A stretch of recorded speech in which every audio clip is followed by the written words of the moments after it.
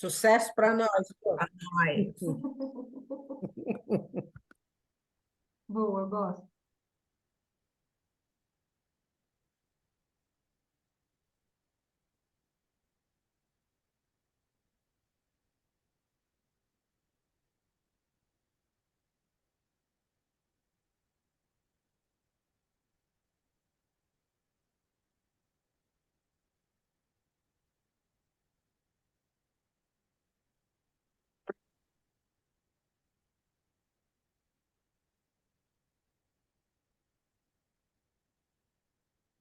Boa noite a todos que estão chegando. Nós estamos dando mais alguns minutinhos. Nossa querida aqui, host, está admitindo o pessoal. Então, e mais alguns minutinhos, né? Para não ser tão pontual e criteriosa assim, como raio zoom, só para quebrar um pouquinho essa história, a gente vai aguardando aí essa entrada do pessoal para a gente poder se apresentar, né? Estarmos aqui juntos e conversar um pouco sobre essa história, esse raio, essa origem, essa essência que é o raio 1. Márcia, quer dizer alguma coisa nessa pré-chegança? A gente vai chegando, é uma pré-chegança. Vamos chegando aos poucos. É isso. Boa noite, sejam bem-vindos. A gente vai fazer um bate-papo, falar um pouquinho da nossa vivência, da nossa experiência com o Raio 1, né? Particularmente da Lohane com a mentoria, né? Que já trabalha bastante com pessoas do Raio 1. E eu, como representante, né, do Raio 1, que vou falar um pouquinho para vocês do que deu certo, né? Do que quais os aspectos, quais as situações que eu comecei a colocar foco para, de alguma forma, sair dos padrões, né, dos comportamentos repetitivos e alcançar, assim, aquilo que a gente pode chamar de leveza, né, para viver, que eu acho que a grande meta do quando ele busca autoconhecimento, quando ele percebe que ele está ali fechadinho, enquadradinho no molde, é alcançar leveza para viver, que é o mais importante. Então, sejam todos bem-vindos. É uma honra recebê-los. Bom, amado, já são 19h04. Vou dar mais 1 ou 2 minutinhos, mas para você que está chegando, se você é ou não é, ou confia que seja, né, uma pessoa do raio 1, de alguma maneira você vem buscar aqui no dia de hoje uma medicina, né? Eu costumo dizer que todo raio tem o seu antídoto, além da virtude em si, mas o antídoto que serve para todos nós, né? Por exemplo, o perdão, a paciência, a gratidão, são todas coisas que nos interessam muito e nos ajudam de alguma maneira a bem viver os nossos relacionamentos, né? Bem viver a vida. Não uma vida perfeita, mas uma vida vivida de forma inteira. Uma vida que não seja pautada em coisas que sejam apequenadas e diminuídas e que não tenham futuro, né? Então, acho que todos nós, de alguma maneira, buscamos abertura.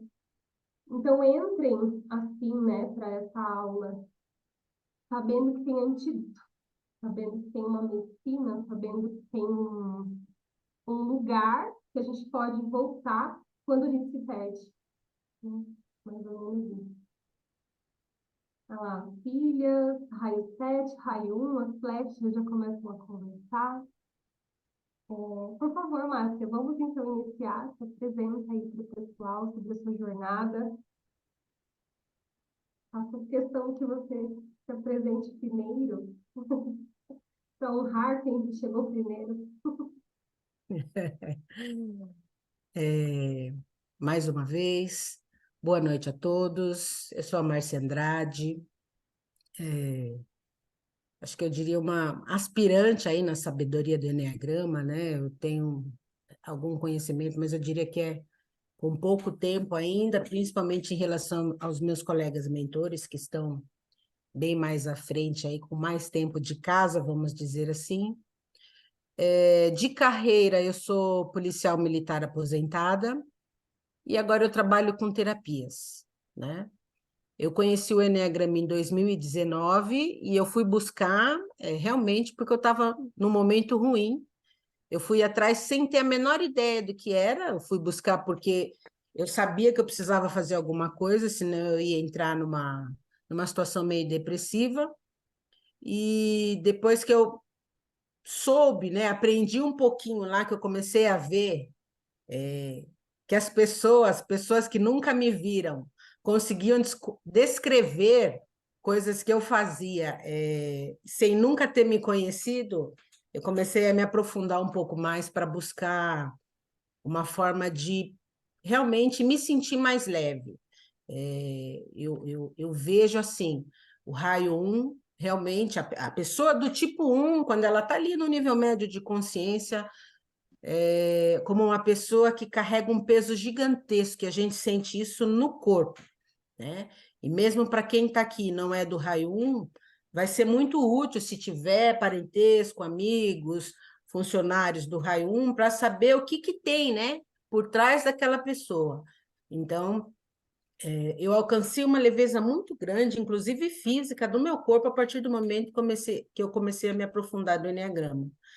Tanto é que o meu objetivo aqui é partilhar um pouquinho com vocês o que deu certo, né? O que me ajudou nesse caminho. E eu espero que vocês consigam utilizar essas dicas que eu vou dar, fora o que a Lorraine vai falar, que ela é mentora, então ela tem muita informação para passar, para quem é efetivamente do raio um ou quem convive com alguém do raio um e que quer de alguma forma ajudar. Excelente noite para nós. A palavra está com você, Lô.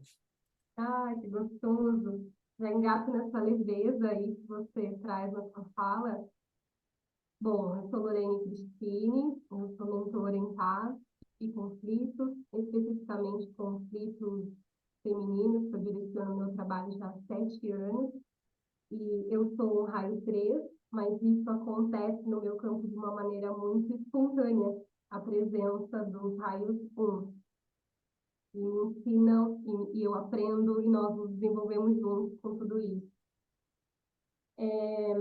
Essa live tem esse objetivo de trazer um pouco mais, ou uma pitadinha do que pode ser, que vocês experimentem, né? Que vocês decidem, então, ir para o congresso. Então, vai ser sempre um convite a mais, né? Então, aqui a gente abre o nosso campo, a nossa energia para dar as boas-vindas de vocês. E pensando nisso, eu queria convidar, nós estamos nos expondo aqui, a gente vai falar de processos, a gente vai abrir mecanismos, tudo isso nos importa, nos interessa. Então, eu queria convidar quem está ainda com a câmera fechada, se puder, se não estiver em trânsito, se não estiver em algum compromisso, está ali só escutando quietinho, que participe ativamente, que participe já trazendo sua vulnerabilidade, se expondo. É uma postura muito adulta quando a gente abre a câmera, né? Significa, eu estou aqui, eu estou interessado nisso, isso me interessa, isso importa, e a gente pode, assim, se conectar um pouquinho mais. Então, faço esse convite para vocês, de abrirem as câmeras, mostrarem os sorrisos, não precisa passar batom, não precisa arrumar o cabelo, enquanto isso eu vou arrumando o meu. É isso. Ó, algumas câmeras abriram aqui. E, gosto disso. Seja bem-vinda, Andréia, Neiva. Seja bem-vinda, Eliana. Raio 7 gosta de conversar muito. Opa, que maravilha. Seja bem-vinda, Luíse, Ana Cíntia. Seja bem-vinda aqui, Juliana Brito, tá com... a doutora Miriam, tá aí. Obrigada, Miriam. Temos vários aqui ainda. Mandem justificativas. Não posso abrir porque compromisso. Já chamo vocês do compromisso. Ok. Eu brinco com isso, mas isso é uma maneira, né, da gente demonstrar o quanto a gente está disponível. Então é isso, meus amores.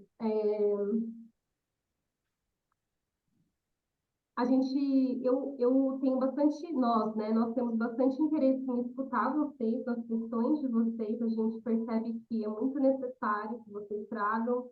Então, opa, bati a mão aqui no fone.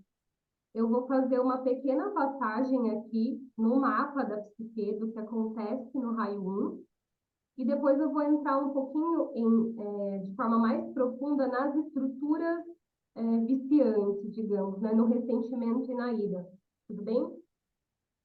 E aí vocês podem ir mandando suas dúvidas, podem ir colocando aqui, até o momento que a gente abre a mesma câmera, alguém levanta a mãozinha porque quer falar, porque quer colocar.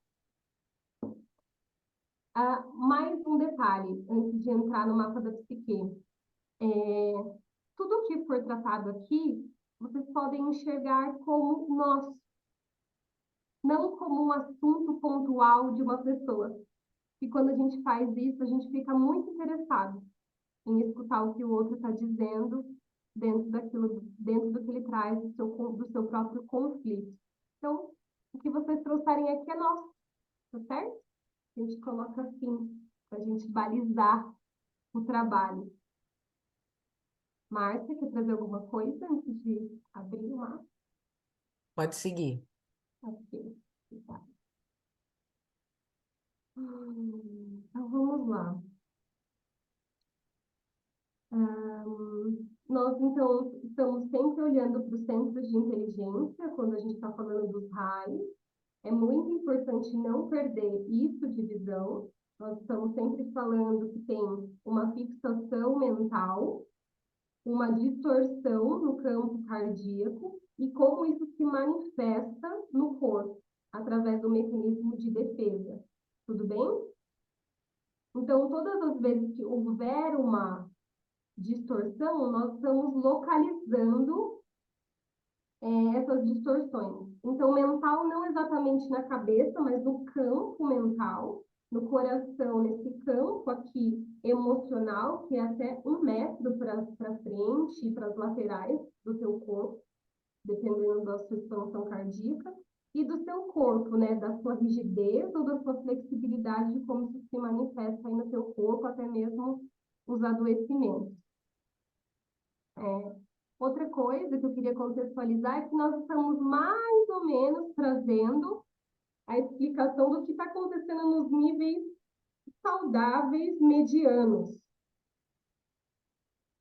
E aí a gente pode depois falar do que está acontecendo lá nos níveis não saudáveis, que aí entram as patologias, tá? E a gente nunca vai lá tão para cima assim, porque a gente entende que para tocar lá em cima a gente precisa fazer primeiro um trabalho de sombra, e aí, enfim, frequências mais acima vão se manifestar de uma forma muito espontânea. Então, eu estou posicionando aonde a gente está na aula, digamos assim, né, para não fazer todo um contexto maior ainda. Bom, então eu estou aqui com o mapa aberto, então, na mente... Só um minutinho. Olha que coisa interessante. Eu estou com o mapa aberto e entrou o mapa do raio 7. Eu falei, opa, não é esse. Não é esse. Entrou do raio 7. Só um pouquinho.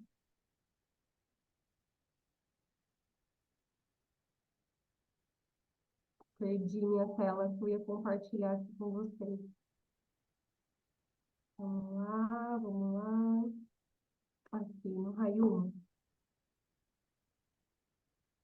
Então, na mente, quando os raios não estão conectados, estão um pouco mais relaxados, está experimentando, então, uma serenidade mental e até mesmo uma ciência da pacificação.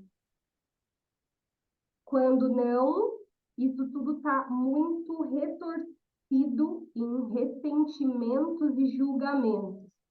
Então, vai ter sempre essa dualidade, né? Ressentimento, julgamento, serenidade, uma pacificação mental, né? Eu consigo ter uma ciência pacífica do que está acontecendo para não ficar tão irritado, tão bravo, né? Tão ressentido com aquilo que está me acontecendo.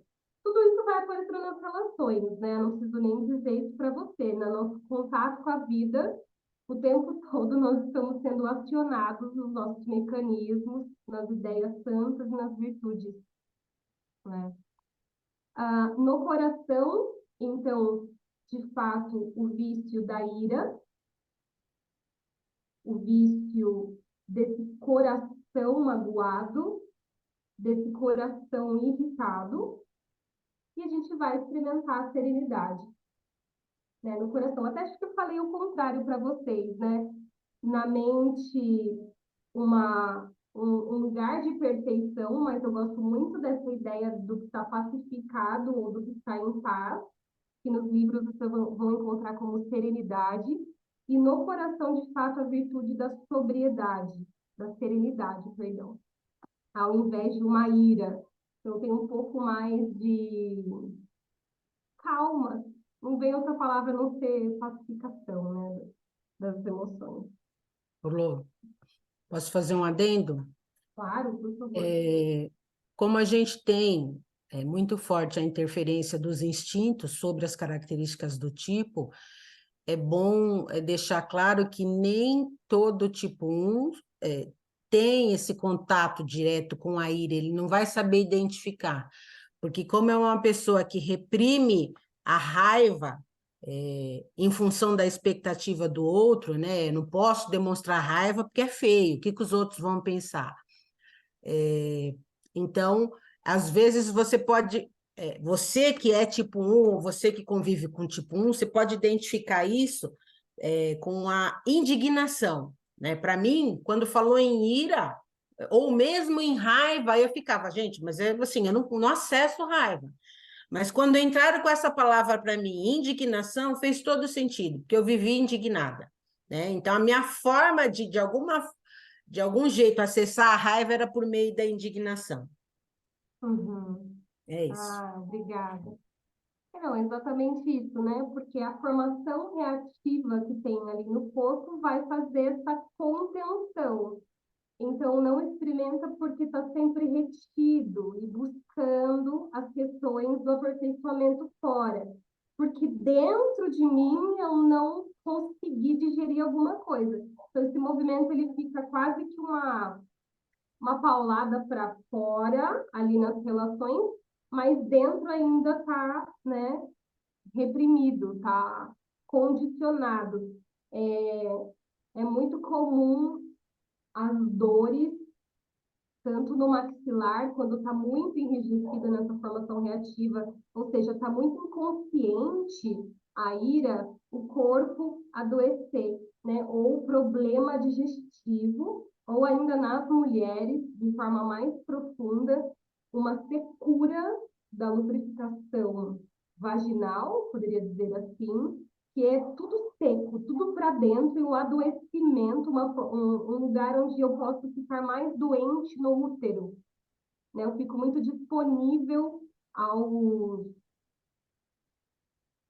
às bactérias, né? Então, eu escuto muito adoecimento das raios 1 desse lugar do feminino, no útero e nessa secura.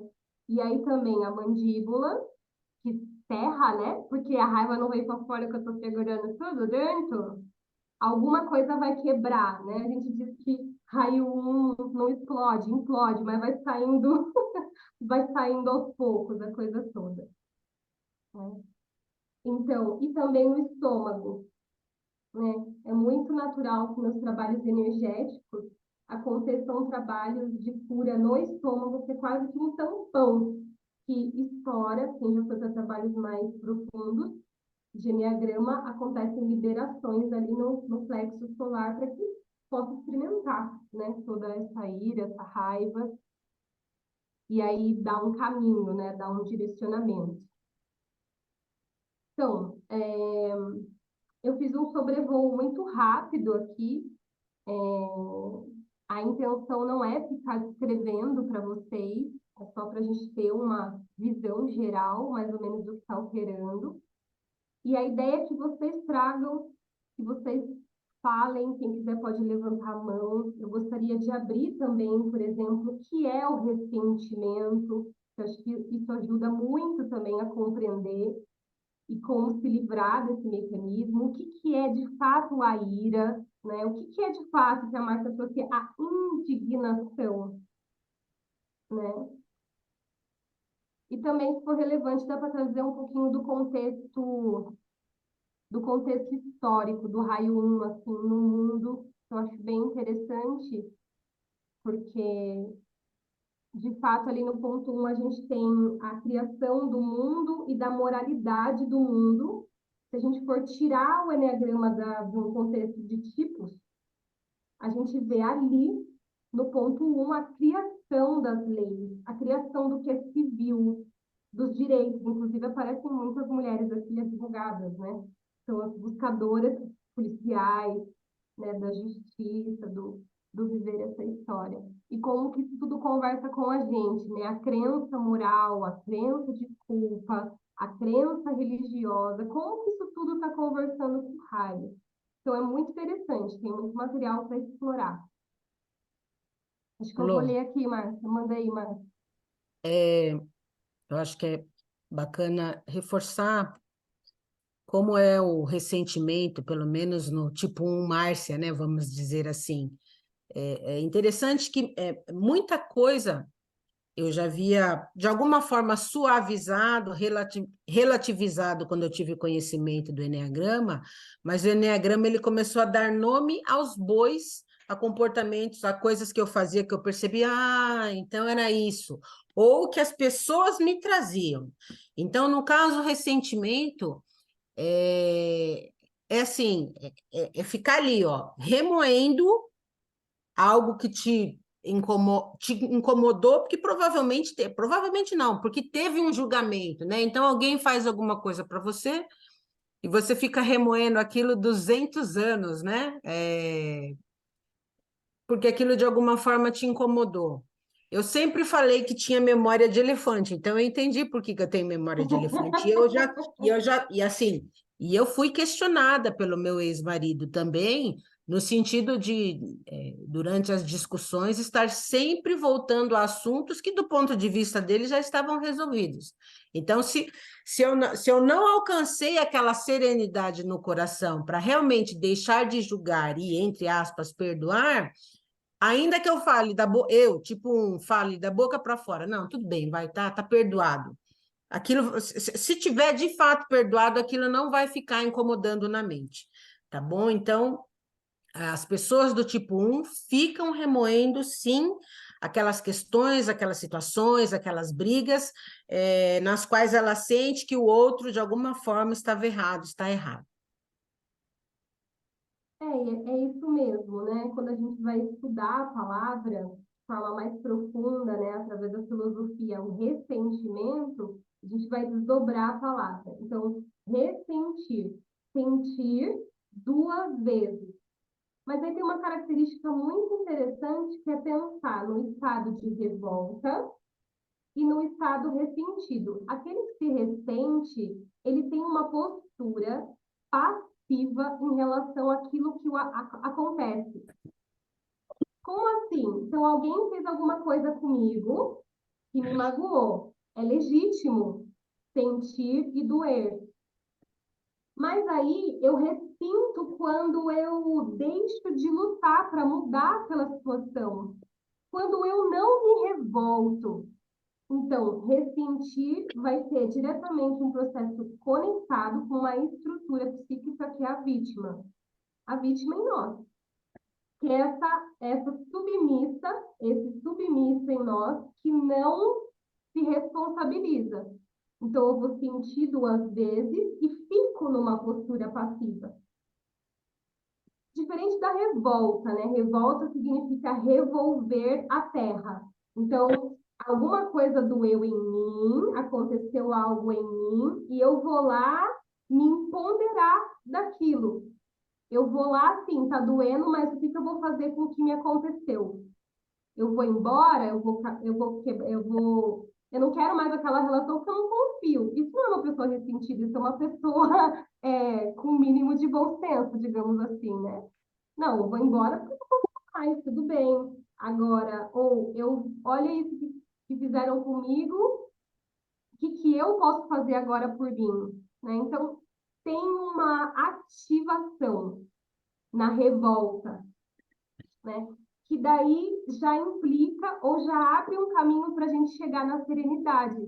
Se implica a ação. Já no ressentimento, a gente está numa postura congelada de vitimização. Não é muito interessante essa estrutura? Como vai abrindo, né, dentro de nós?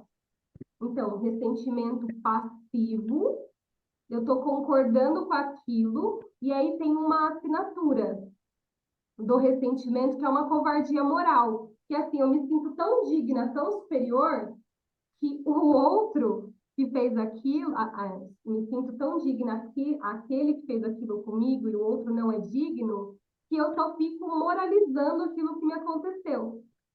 Então, eu fico numa covardia moral, num lugar de covardia, ressentido e vitimizado, né? Claro que isso está acontecendo de forma inconsciente. A gente precisa, então, observar isso com muita gentileza e nunca apontar isso. Mas aqui eu estou abrindo mesmo o processo da sombra para vocês, de como a estrutura vai se ramificando, a estrutura do ressentimento vai se ramificando. Lô, Eu queria saber se eu fui muito veloz no que eu falei, se vocês compreenderam que eu tenho esse hábito, às vezes eu saio fluindo com as palavras e é uma loucura, mas por favor, me digam aí. eu queria só acrescentar, né?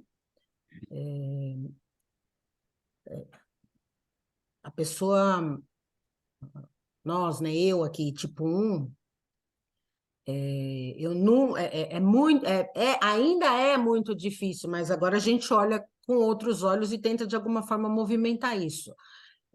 Realmente falar o incômodo, falar o que está sentindo, falar que se sentiu incomodado, né? Aí guarda, fica com aquela raiva que muitas das vezes é inconsciente e vai para essa situação do ressentimento, de realmente, ó, né, ó, o que que aconteceu, ó, né? Entrar nesse vitimismo. Dá a mão É, para covardia, né? A é, vitimização dá a mão para covardia. Agora, quando você fala, pô, você me machucou. Não é assim? Você está trazendo um exemplo prático, né, Márcia? é Pô, de, mas e de, aí? Feriu. Tô machucado, e aí? de expor, de Né? fato, em vez de guardar e somar, né, mais um pontinho nas coisas que você vai jogar na cara da pessoa num futuro, quando você for explodir, é sentar, dar aquela respirada primeiro, né, e falar, olha, eu não gostei do que você fez por causa disso, disso e disso. E isso também é algo que é muito difícil para as pessoas do tipo 1, porque o tipo 1 não se dá muito bem com feedback, né? O tipo 1 não se dá muito bem com feedback, justamente porque ele já tem o auto-feedback, então, se o outro trouxer um feedback que de alguma forma vai levar a crítica, aí ele morre, aí é a morte. É isso. Acho que tem uma pergunta para ti, Márcia. Eu vou olhar, eu tô olhando aqui, conforme você está falando, eu estou olhando e respondendo. Ok. Então, eu queria fazer essas distinções aí para você, de como as sombras vão dando a mãozinha, né? Então, o ressentir é o contrário da revolta. A revolta tem um empoderamento, implica uma ação, uma atividade. E o ressentimento vai fazer parzinho com a vitimização e com essa covardia moral, né? Onde eu me acho muito digna, ou superior mesmo, a gente podia trazer assim. Uma outra informação muito interessante é que a raiva em si, ou os julgamentos, quando a gente vai para uma linha da não violência, dos estudos de paz, nós estamos desmontando tudo aquilo que a gente pensa que é raiva e tudo aquilo que a gente pensa que é julgamento, né? Então, para os estudos de comunicação não violenta, a raiva é a expressão de uma necessidade necessidade não atendida. Então, a gente poderia também fazer esse link. Raiva igual necessidade não atendida. Todo ser humano tem necessidade, dependente do tipo. Não estou falando das necessidades emocionais, estou falando daquilo que nos humaniza no contexto mais amplo. Necessidade de hidratação, necessidade de nutrição, necessidade de apoio, necessidade de pertencimento, necessidade de paz, de ordem. Tem ali alguma coisa com todos nós, se eu abrir uma lista aqui do que vocês querem, do que nós queremos do outro lado do mundo, essas mesmas palavras vão aparecer. Então, essa estrutura de raiva no raio 1, quando ela está amplificada, significa tem muito mais necessidade não atendida do que a gente pode imaginar. Que eu não estou conseguindo me dar conta, que aquele raio não está conseguindo, aquela pessoa daquele raio não está conseguindo se dar conta. Qual é, então, essa necessidade não atendida? Para que eu possa fazer alguma coisa na direção daquilo. Então, a raiva é igual. Ela é uma emoção primária que está sinalizando, ó, pé, passamos no sinal vermelho, tem uma necessidade não atendida. Qual é? Por conta da formação reativa, o raio 1 geralmente reprime as suas próprias necessidades. Né? E aí fica uma pessoa sem necessidade, com muita raiva, com muita ira. Eu costumo dizer que, independente do raio de personalidade, se as necessidades são atendidas, a gente se apresenta em silêncio. Se a barriga está cheia, nós nos sentimos amados, estamos hidratados, estamos com algum nível aí para contemplar de beleza, geralmente nós estamos quietos, né? CNV significa comunicação não Não violenta. violenta. Isso, desculpa de trazer assim, então, comunicação não violenta, né? Que é uma possibilidade maravilhosa de caminho de desenvolvimento, porque na não violência, toda essa estrutura de julgamento, ressentimento e ira, ela é desmontada ativamente. A questão para a CNV é não reagir e agir conscientemente. Então, uma grande possibilidade aí é encontrar os estudos e embarcar em lugares e pessoas que trazem esse campo da não violência, né? Então, Posso só fazer uma observação? por favor.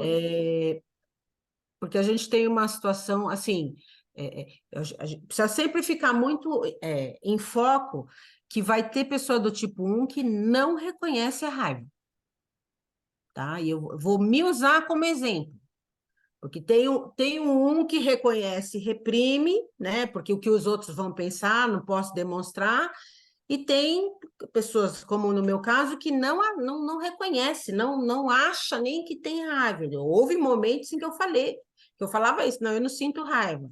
Né? Até o dia que uma psicóloga gargalhou na minha cara, né? E aí eu falei, é melhor começar a prestar atenção, porque eu acho que ela está querendo me dizer alguma coisa.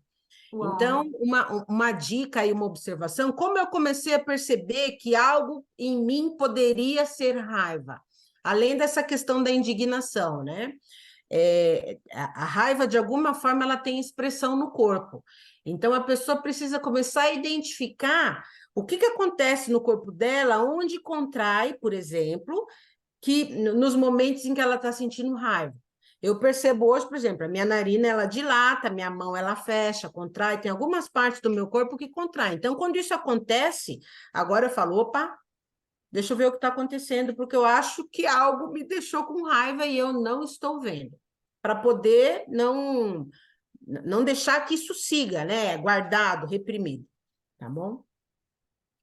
Ah, muito legal, né? Eu estou falando de fora e ela fala de dentro, né? Muito interessante, percebem essa dinâmica, né? Porque realmente, para nós, estamos facilitando, mentorando, guiando alguém no raio 1, é nítido o quanto a raiva vem no tom de voz, o quanto vem com uma o maxilar, você vê visualmente na câmera um maxilar endurecido e uma fala repetitiva, uma fala prolífica, que fica se repetindo e dando voltas e voltas e voltas, né? E aí, geralmente, nos atendimentos, eu interfiro com uma piada. Mas como assim uma piada durante a mentoria? Sim, funciona muito bem para quebrar essas estruturas de pensamento obsessivo, repetitivo que se apresentam, né?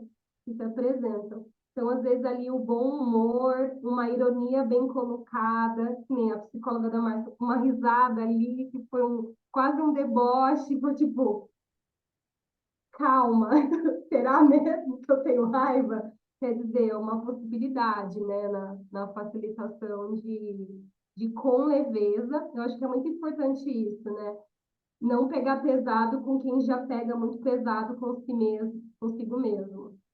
Né? Então, nunca, nunca, em nenhuma facilitação pego pesado, embora, de fato, eu faça com essa contextualização. Ó, você está ressentido porque você está se vitimizando, né? Olha aqui onde fica presa a consciência. Vamos soltar?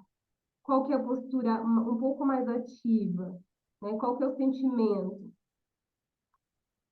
Eu acredito, pelo menos o que eu experiencio, que quando o Raio começa a chorar nos encontros, nas mentorias, eu escuto muitas mulheres que choram muito, eu enxergo como um sinal de saúde, porque já vem de muita secura, de muitas tristezas, de muitas repressões, e quando começou a descristalizar, chora bastante. Né? Então, eu enxergo ali como um sinal de saúde. Assim como em outras personalidades, eu vou enxergar um pouco mais de agressividade como também um sinal de saúde. Mas tudo vai depender, né, de cada um. Faz sentido isso para você, Márcia? Como que ficam aí as emoções, as lágrimas? Como é para você o chorar? Fiquei curiosa. É, eu acho que eu sempre fui meio manteiga derretida para coisas que não diziam respeito necessariamente às minhas necessidades e minhas emoções, né? Uhum. Então, o meu proceder sempre foi no sentido de eu dou conta. Então, se eu dou conta, Uhum. eu não reconheço a fraqueza, né? Eu não vou para esse lugar de perceber que aquilo de alguma forma está machucando tanto que eu preciso parar e dar uma atenção. Não agora, esse movimento hoje ele está muito diferente. Então, eu entendo sim que quando alguém do raio 1 consegue ir para o coração, ele tá se curando sim. É um grande passo. Está soltando, né? O corpo está se liberando. E muitas vezes o corpo vai liberar também em forma de algumas doenças até que ele se reequilibre. Ficou tanto tempo condicionado, né? Tanto tempo aprisionando determinados assuntos que na hora que libera, o corpo passa primeiro por uma fase de doença até se curar. Então é bastante comum também o câncer de mama no raio 1 como uma forma de liberar os perdões no coração. Não a doença que vem como um sintoma, como algo punitivo. Né? Eu tive a graça, o privilégio de acompanhar o processo de uma senhora de 65 anos dentro desse processo, e quando ela entendeu a doença como um benefício, como uma graça, não como uma punição, que abre essa estratégia mental da punição, né? O tempo todo no raio 1 é sempre sobre culpa. Ela pôde, então, começar, de fato, a liberar os perdões, ficou mais leve tratar aquele processo. Né? Não sei se felizmente ou infelizmente, mas eu vejo o adoecimento muito escancarado, assim, do corpo, exatamente porque é um raio corporal, então os adoecimentos ficam muito marcados no corpo físico, desde o ventre, das mamas, das mandíbulas, dos ossos, né? Tem algo com os ossos e até mesmo o enrijecimento das mãos, artrite, artrose, né?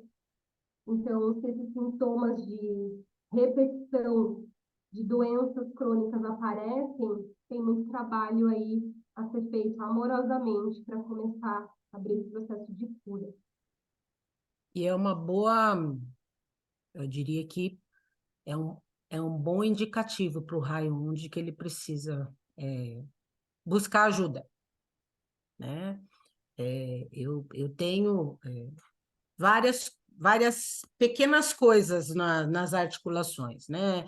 Princípio de artrose na lombar, condromalácia no joelho, alguma coisa no ombro e tal, e isso tudo de alguma forma começou a suavizar e deixou de ser crônico, com dores crônicas todos os dias, de ter que procurar médico, de ter que fazer infiltração e tal, a partir do momento em que eu realmente entrei com os dois pés na questão do autoconhecimento e comecei a deixar de lado algumas coisas. Então, a rigidez física é muito forte, é muito intensa realmente na pessoa do tipo 1. Isso por conta um dos fatores iniciais é a própria formação reativa, é a própria reação que o corpo assume quando o tipo 1 é contrariado, vamos dizer assim, né? De alguma forma ele é contrariado. Então, uma coisa que eu tinha muito também, que eu deixei de ter, era dor muscular aqui no alto das costas. Doía assim de ter que dormir com aquele salompas grudado nas costas para ver se aquela medicação de alguma forma ia soltando isso. É lógico que assim, depois que eu me separei, passou, né? Então, era a minha forma de reagir ao casamento e às coisas que aconteciam ali. Mas a gente precisa estar atento a isso, porque às vezes eu passo por uma contrariedade no começo da tarde e à noite eu já estou com isso tudo empelotado. Isso é muito comum, é muito claro para a É pessoa muito do tipo 1. rápido, né? É Muito rápido, rápido, é a muito rápido. somatização ela é quase que imediata, não, assim, não tem processamento. Como eu não reajo ao impulso, né? Como eu não opero o impulso de soltar a raiva, já puf, isso vai arrumar um lugar no corpo para se expressar. E Acho que tem mais uma perguntinha aqui, a doutora Miriam colocou para você. eu vou ver, deixa eu ver, eu Tá. vou ver. Eu queria falar um pouquinho, eu já te respondo, Miriam, assim, de forma prática, né? O que que uma pessoa do tipo 1 pode começar a observar e que as pessoas no entorno ali, as pessoas que convivem com as pessoas do tipo 1, é bom saber e, de alguma forma, ajudar a pessoa do tipo 1 a chegar nesse lugar. Eu fiz uma listinha de coisas aqui que, assim, que para mim deram muito certo nesse objetivo primordial que é alcançar leveza, é sair da contração, e se pelo menos não for para um estado de expansão, pelo menos não contrai, ou se contrair, já presta atenção no que está acontecendo e faz algum movimento para soltar aquilo, para liberar. Então, uma das coisas assim, uma das primeiras coisas que eu vi que precisa, que é necessário, é identificar o crítico interno. Eu tinha falado, né? O tipo 1 não se dá muito bem com feedback, por quê? Porque ele já tem um crítico interno que fica ali na cabeça dele falando: ó, você fez isso, ó, você fez aquilo.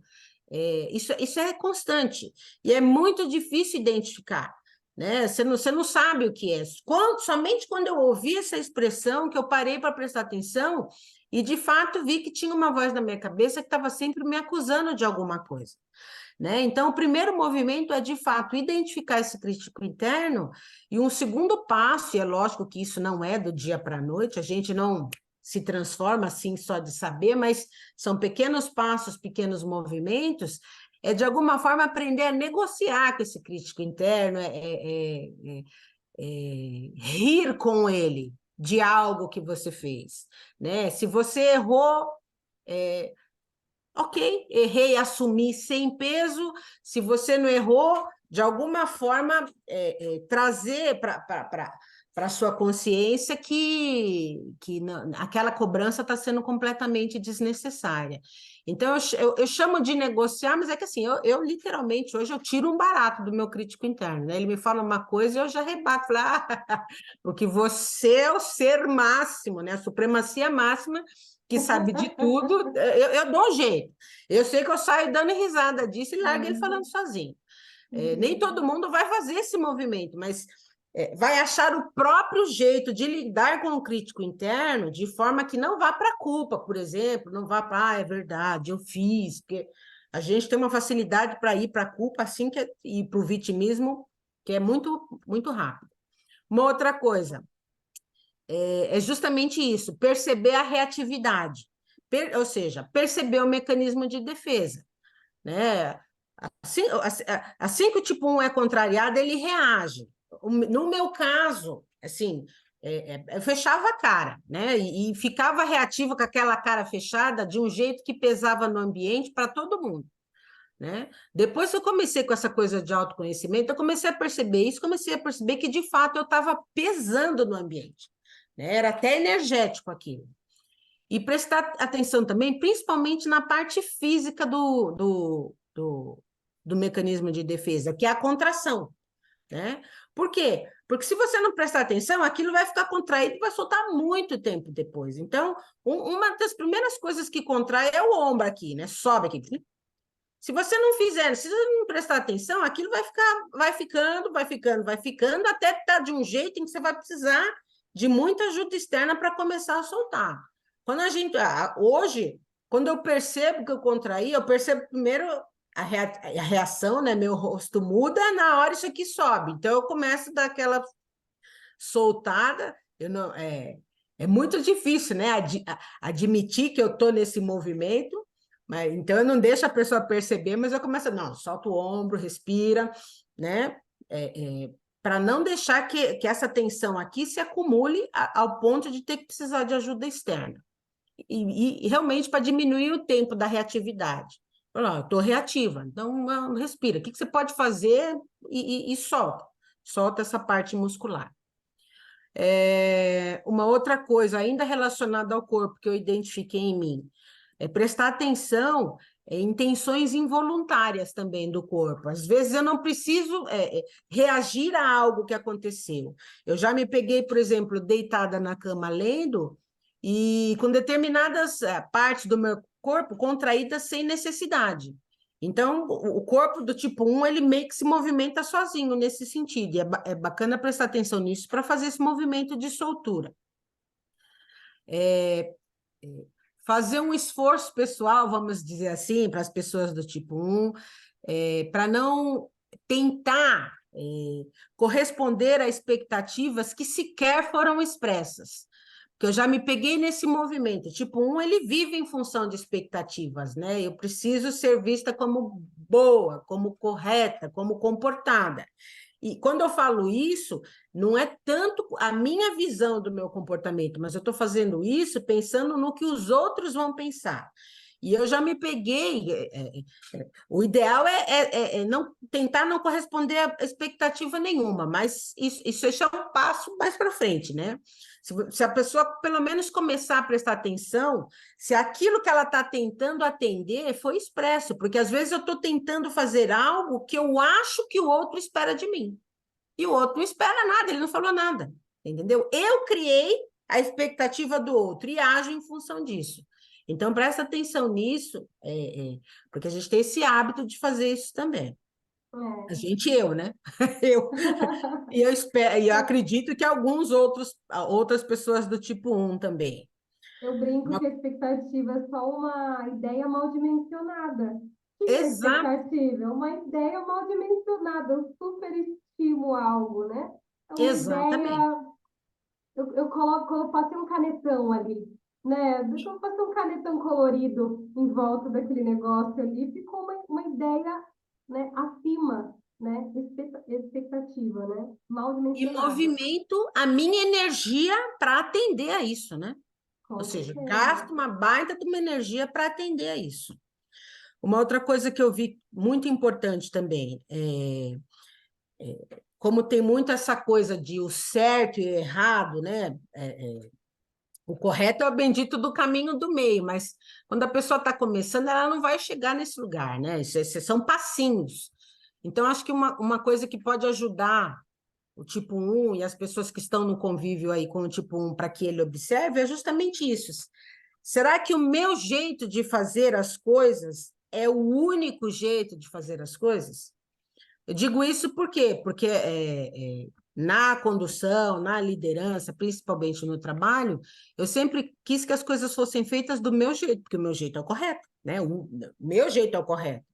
Então, quando eu faço isso, eu invalido outras formas, outros jeitos de fazer a coisa, que não necessariamente passam pelo meu jeito, mas que vão dar o mesmo resultado. Então, eu acho que isso é bacana de fazer a pessoa do tipo 1 compreender. Ok, você gostaria, você tem este tipo de pensamento de que por este caminho a gente obtém um resultado. Mas e se a gente fizer assim, assim, assado? Porque o importante é o resultado, a forma como você vai chegar lá. Então, eu acho importante fazer com que a pessoa perceba que, de fato, realmente, não existe só o jeito dela, existem outros. E aí a gente já vai entrar naquela flexibilidade de dar aquela respirada e ok, vamos fazer do seu jeito. Isso é para o tipo 1, né? Respira. Não, já que o resultado é o mesmo, tudo bem, vamos fazer do seu jeito. Vamos tentar. Tá bom? Mas se der errado, eu tenho o jeito certo. Não, se der errado, eu te disse, eu Eu falei. te disse. Tá bom? Ali sugeriu aqui que a gente abrisse de fato o áudio para as perguntas, eu acredito que ela quis dizer isso, então quem quiser pode falar. Queria trazer antes que todos os caminhos de desenvolvimento, quando a gente sugere ou diz as possibilidades, ou está mesmo escrito nos livros, a gente observa, é também não criar com isso formas para se desenvolver, que são mais formas condicionadas. Então, aquilo tem que fazer um sentido profundo para quem está praticando, né?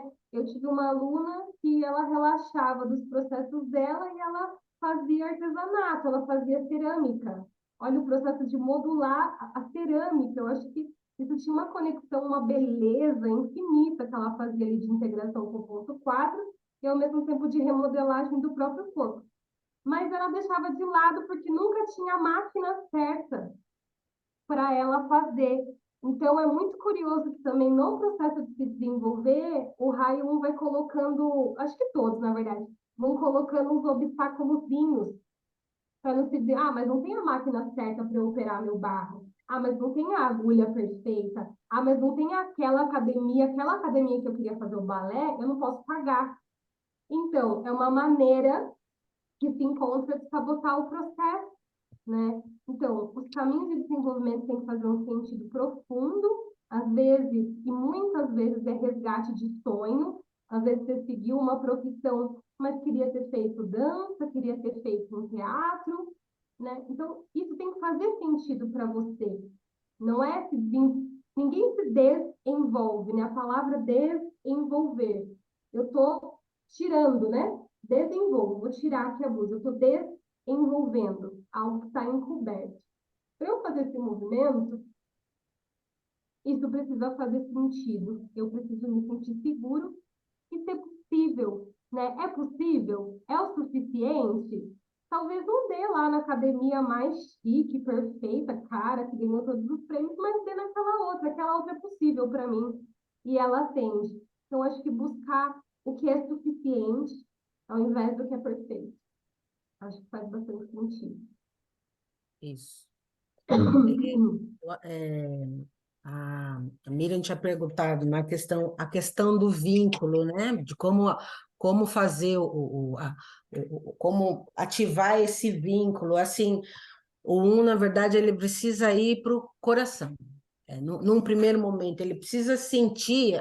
Para mim, funcionou assim, né? A necessidade de que eu preciso de ajuda, sair daquele lugar de autossuficiência, de que eu dou conta de tudo. Esse foi o movimento que eu fiz.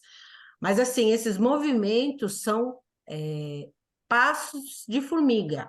Se você falar, que nem eu coloquei aqui, aprenda a rir dos seus erros. Se você falar para uma pessoa tipo 1, que ainda está ali fechadinha, quadradinha, naquele o certo é certo, o errado é errado, ela vai rir de você quando você falar isso para ele.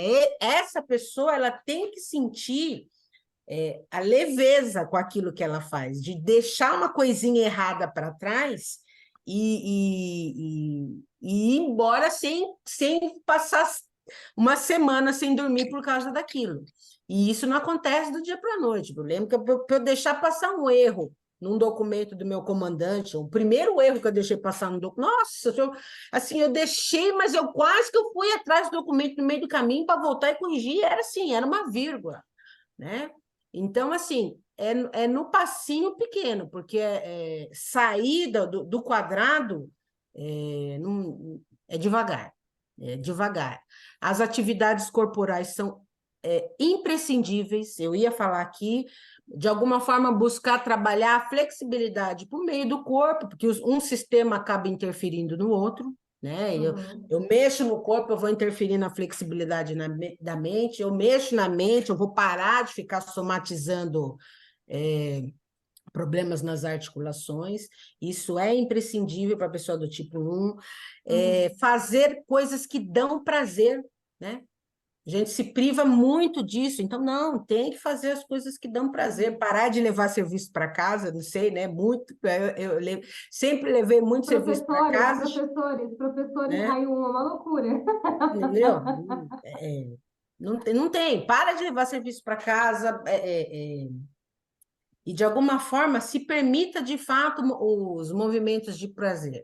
E aquilo que eu falei, né? Sentiu teve um problema, alguém fez alguma coisa que você não gostou, dá uma respirada e vai lá e fala, olha, eu não gostei que isso foi que você fez assim, esse assado. Tenta manter ali uma conversa que ajude você, tipo, a vazar aquilo. Porque senão ele vai para aquele potinho de mágoa e ressentimento e vai ficar ali regurgitando na cabeça para sempre, né? Memória de elefante. Mesmo que você volte às boas com a pessoa, na próxima pisada de bola você já vai somar. Essa pisada de bola e aquelas 3 que ela teve antes. Você entendeu? Então, eu acho que é muito importante isso. Márcia, emendando aqui na sua fala, tem uma pergunta, eu queria seguir ela aqui. A Raquel diz assim: como o raio 1 vê o convite para rir de si mesmo ou dos percalços? Aceita bem ou se sente invalidado nos seus sentimentos?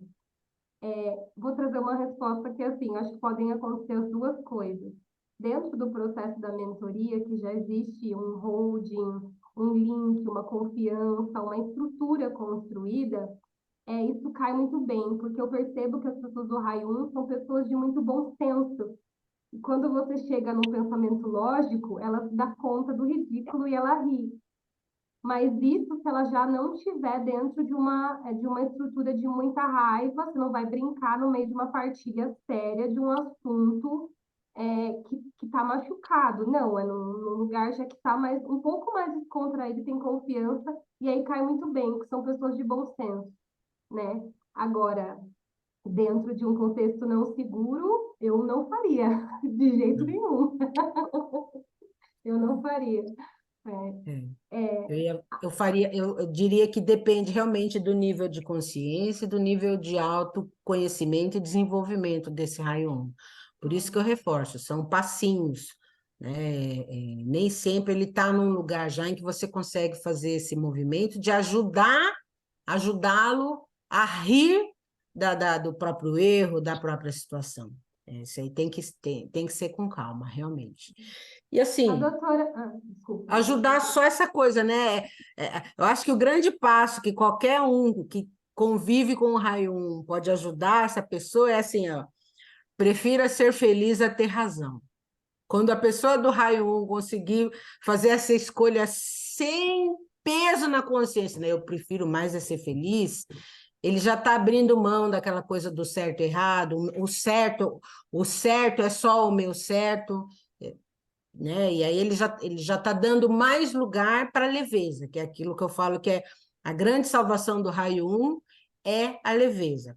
Quando ele atinge a leveza na mente, ele vai para a leveza do corpo, ele ri de uma forma em que as pessoas olham e já não acham mais que que é aquela pessoa chata, né? Aquela pessoa crica, porque ela consegue rir, consegue se descontrair e consegue abrir mão daquelas convicções aferroadas em relação ao certo e ao errado.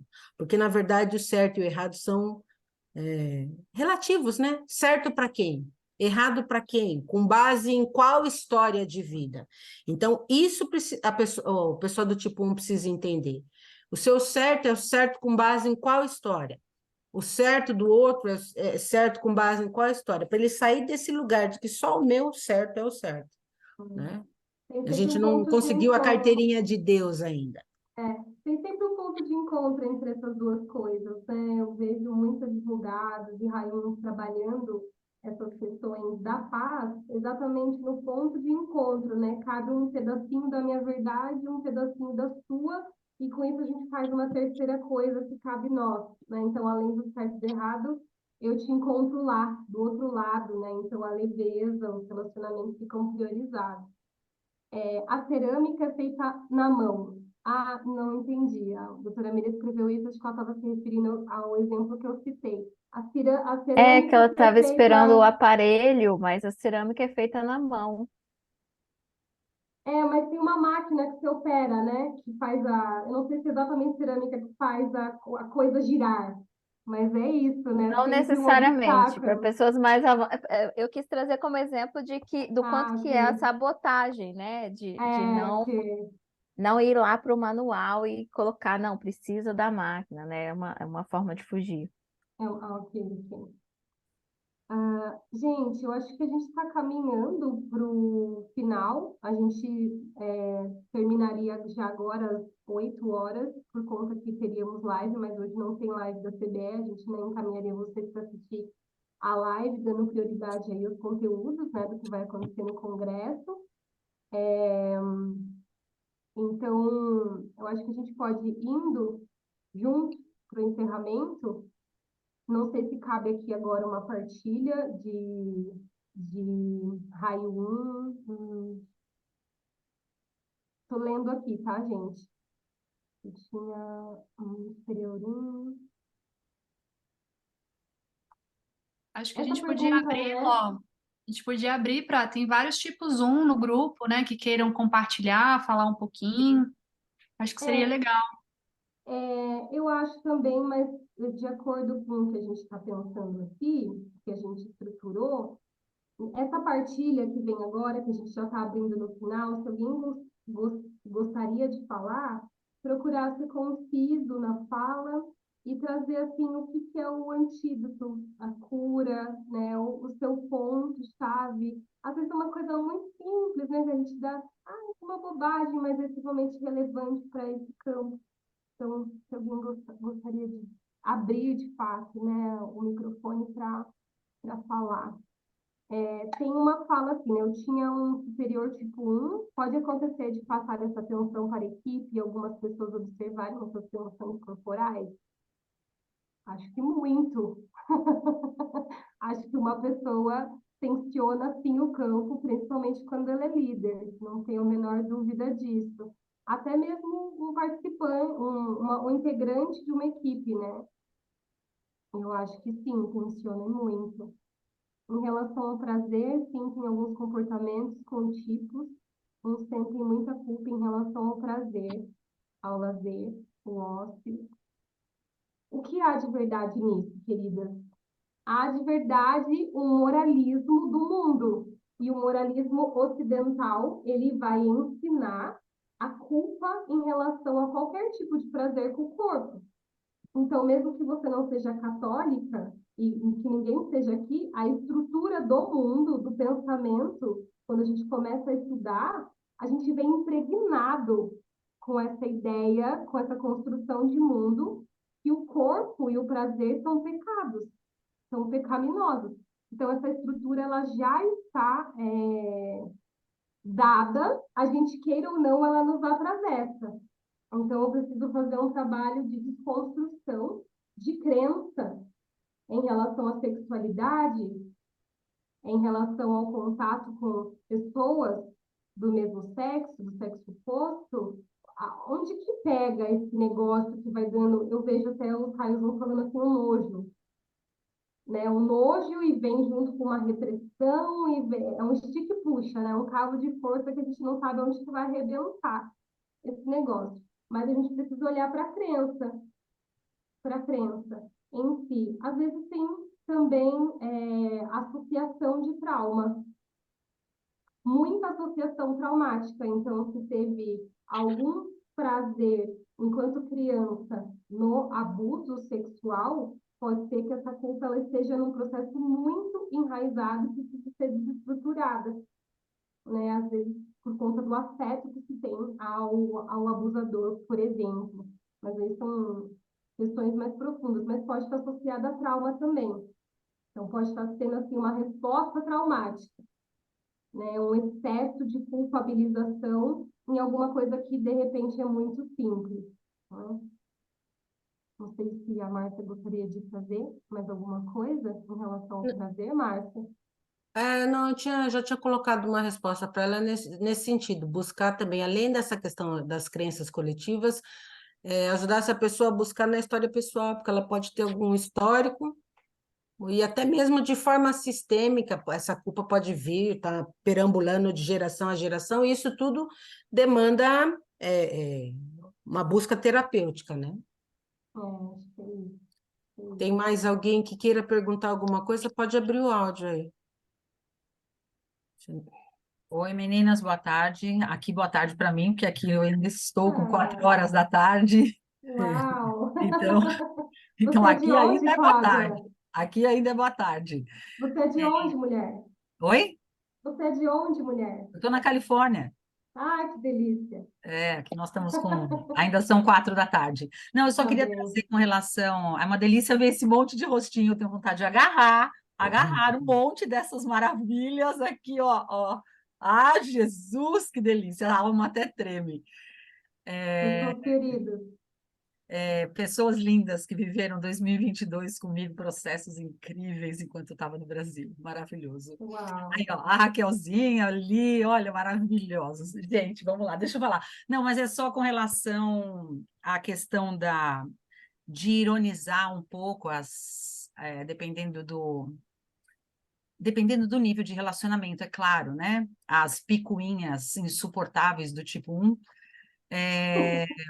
ele funciona de uma forma muito boa. Queria contribuir por causa disso. Eu tive tenho uma amiga, muito amiga, e ela faz parte de uma corporação onde eu fui ajudá-la no Oregon por um período, e ela coordenava uma série de pessoas, éramos em 19. Imagina, né? Tipo, um coordenando, que delícia, uma delícia, uma leveza que é uma delícia, né? Uma coisa. Só que não. Eu tenho que continuar rindo. Aí ela pegava a folha de todos, ela tinha uma coleção de canetas coloridas para ela corrigir o formato da letra, corrigir o nome, corrigir se a pessoa escreveu fora do quadrado, se ela corrigiu, e aí eu começava a olhar aquilo e na época eu ainda estava no apartamento, eu e meu filho estávamos no apartamento com ela, e aí aquilo foi passando e eu, como uma boa tipo 8, asa 7, bem gostosa, eu fui olhando aquilo e eu falava, nossa, eu tenho vontade de rasgar esse papel na cara dela. Que eu falava, mano, que coisa mais que perda de tempo, meu Deus do céu, coisa ridícula. Uma mulher de 50 anos corrigindo, parece a escolinha do professor Raimundo. Aí um belo dia, a gente brincando, e ela sabia, porque todo mundo reclamava, porque ela entregava folha para as pessoas, homens de 90 anos, para as pessoas corrigirem. Ou seja, ela não acessava o quanto aquilo era uma coisa dela, uma coisa terrível, porque aquilo era perda de tempo, aquilo era ridículo para ela, era só para ela que era ridículo. E aí um dia eu e meu filho, a gente falou, bom, a gente tem que fazer alguma coisa para ajudá-la. Então vamos tentar o lúdico para ver se a gente consegue acessar esse coração, parar de corrigir, né? A gente comprou uma coleção de adesivos, tipo professora de adesivo, carimbo, sabe? Com a estrelinha, da Isso, estrelinha para os alunos. estrelinha, eram muitos. A gente fez uma caixa de presente para ela, tudo. E quando ela abriu essa caixa, lá tinha um recado. querida professora, que não era a chefe, né? Uhum. Querida professora, a gente agradece todas as anotações, mas está faltando a estrelinha. E a partir desse dia, porque foi feito com muito amor, porque ela estava sendo muito ridicularizada, mas as pessoas não falavam para ela. E nós, como amigos de casa, morava com ela. Depois disso, ela veio conversar, abriu um campo para ela conversar, porque falar sobre ela não fazer isso não adiantava, porque ela só piorava. Então, aí a gente fez de uma forma que, assim, ó, não é necessário, as pessoas sabem, você não está lidando com uma criança de 2 anos, você está lidando com uma mulher, por exemplo, eu de 58, que eu sei exatamente o que está sendo escrito, mas não está sendo escrito da forma como você quer. Você está perdendo tempo, parará, parará, parará. E isso, de uma certa forma, apesar de ter sido feito em formato de presente e tudo, ele surtiu um resultado muito bom, porque ela acessou o quanto terrível estava sendo para a vida dela, porque ela estava perdendo tempo, ela estava passando por ridículo, ninguém respeitava aquela atitude dela, porque era ridículo mesmo. Ela sofria, ela julgava, era só ela. Então, quando a Márcia trouxe o exemplo de fazer graça da própria desgraça, muitas vezes é difícil até fazer graça da própria desgraça. Mas quando a gente acessa o amor para levar esta graça em cima da desgraça, né, e nós fizemos bem lúdico mesmo, sabe? Foi uma caixa bonita, uma caixa feita como... resolveu, porque ela amenizou e ela percebeu o quanto estava mais leve para ela, não para nós, porque para nós tanto fazia, né? Mas para ela. Então, eu acho que é um caminho muito interessante rir da própria desgraça nesse sentido mesmo, sabe? Porque é um sofrimento que vocês carregam de uma forma muito pesada. E não é necessário, porque é pesado só para vocês. E nem as pessoas, como não dá abertura para feedback, as pessoas não chegam para falar. E muitas vezes é um ajuste muito pequenininho. Então, por isso que a hora que eu falei, eu vou levantar a mão, porque aconteceu isso em loco e houve uma... Não cura, porque provavelmente ela continua fazendo agora, a gente não está mais lá, então ela deve ter voltado no novo cenário. Mas pelo menos para aquele momento funcionou, para aquele grupo ficou mais harmônico. Então, sim, eu acredito que seja um processo de cura no amor. No amor. Teve que ser feito no amor. Em formato, entende? No amor. A escolinha, a professora, não. Segurança, né? Eu entendo Senão, quando não. você traz a segurança, né? Você traz a intimidade e a segurança como Exatamente. pressuposto fundamental para brincar, né? Para poder rir. Exatamente. Tinha uma relação de amizade, tinha uma abertura Exato. para ser feito dessa forma e funcionou. Então, eu só queria trazer Funciona. isso, que pode ser que seja um caminho. E não mais, ela tem 53 anos, tá? E ela continua sendo a professora que ainda quer ensinar a natureza a crescer árvores retas e não tortinhas, como nasce às vezes. Mas funcionou, naquela época funcionou. Então, talvez seja realmente um caminho que possa ser, para quem convive, levar para uma leveza de uma outra forma que a pessoa não enxerga. Com amor, sempre com amor. Mas é isso. Acho que riquíssimo, né? Foi feito de uma maneira muito gentil.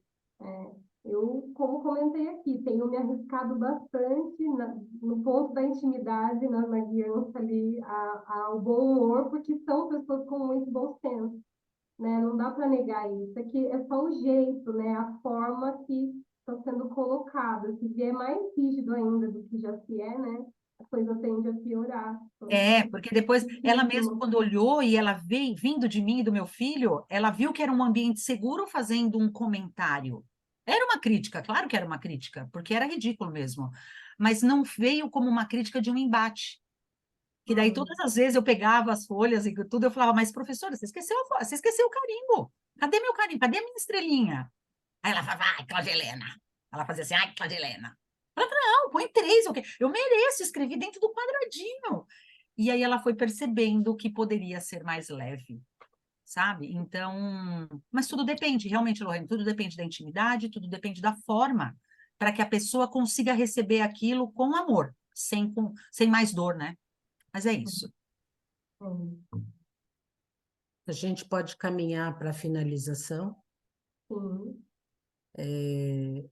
falando um pouquinho que todo esse bate-papo, a gente vai ter ainda os próximos raios aí nas próximas segundas-feiras, é um esquenta, né, para o Congresso, que vai acontecer aí nos dias 16 e 17 de setembro, com palestrantes maravilhosos, com essa novidade de que a gente vai ter o workshop também, alguns workshops lá acontecendo junto com as palestras. E fica aqui um convite para vocês, para estarem conosco lá, nesse congraçamento, né?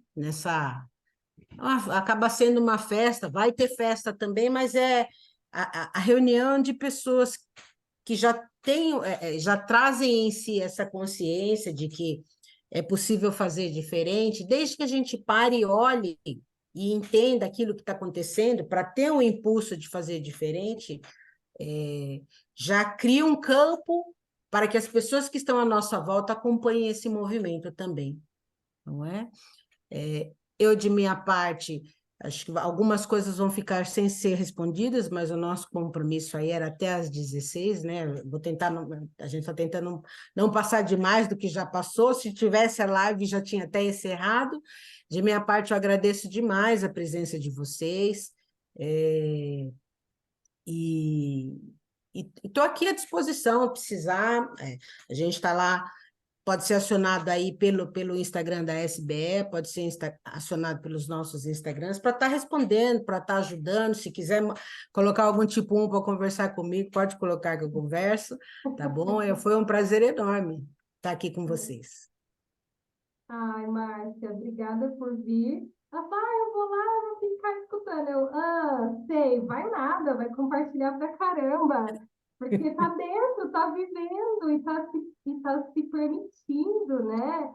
Eu vejo a Márcia aí nos stories dançando lá no meio do salão, rebolando as cadeiras. Então, essa mulher sabe que tá muito poderosa, muito bonita, né? Então, nada como a gente escutar alguém que vive a estrutura do raio na pele, né? E vive de uma maneira tão íntegra, né? Eu acho que isso é uma beleza, assim, imensurável desse raio, que eu tomo como medicina, como guiança, esse valor da integridade, esse valor de encontrar essa resistência, essa resiliência. São pessoas muito resilientes, né? Com bravura, assim, no coração. Então, deixo aqui minha admiração pelos raios 1. Sou inspirada e aprendo muito com eles. Obrigada pela presença também, em meu nome, em nome da SBE, dos mentores que estão aqui, vieram também, né, ancorar essa energia. E reforçar, eu participei do primeiro congresso num outro formato, e lá eu percebi que cada congresso iria se abrir um mistério. No primeiro mistério do primeiro congresso, nós tivemos uma cura muito profunda dos povos excluídos de ensino social, e aconteceu uma grande constelação, todos nós fomos muito beneficiados de forma direta e indireta, e eu anseio e intuo que outros mistérios também vão ser abertos nesse segundo. Então, não é um congresso comum. Todas as pessoas que estão aqui são pessoas que se importam. Eu acho que pessoalmente, de forma profunda, com seus mentorados, guiados, são professores comprometidos em não só ficar dando receitas e falando, mas vivendo o que a gente está falando. Então, acho que isso nos coloca num lugar de que a gente está de verdade a serviço, né?